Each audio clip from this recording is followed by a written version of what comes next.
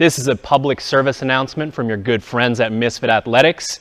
When you are doing a heavy clean and jerk session, you have the ability to really move the needle within one short period of time on how well you move, how much stronger you're getting, what sort of mindset you carry into lifting a heavy barbell.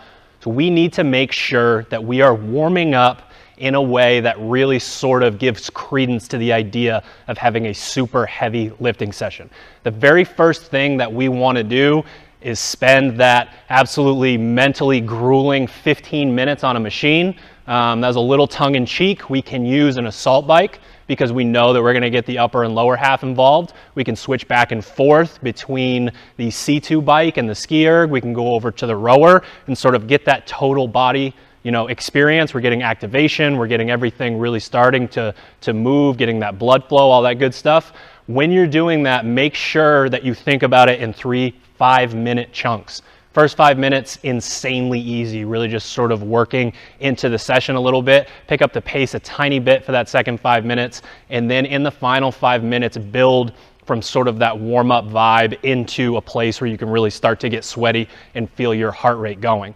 Once we do that, it's about getting into activation. With the clean and jerk, we got to make sure that we're thinking about our lower half, our midline, and our upper body. You can, as you're going to see in the demo here with Sherb going through, the psoas, we're able to hit sort of that connection between the lower body and the midline. He's going to do some crossover symmetry. We're following up that blood flow with some activation before we go over to the barbell. Now, potentially the most important part once we get those prerequisites out of the way is a ton of empty barbell work. If we are going to go heavy, we need to make sure that those movement patterns are solidified and that they are really warmed up. So you're going to see Sherb going through front squats and hang cleans and position work, strict press, push jerk, split jerk, all of these different movements. Again, you want to be absolutely greased up, not as hard for Sherb, harder for other people. You want to be sweaty, you want to be warm, you want to feel like you've already done a workout before you slide that first set of 10s onto the barbell.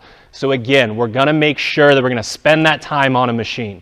We're going to do the activation, and then we are not going to be afraid of a very long and greasy empty barbell warm-up before we get into it.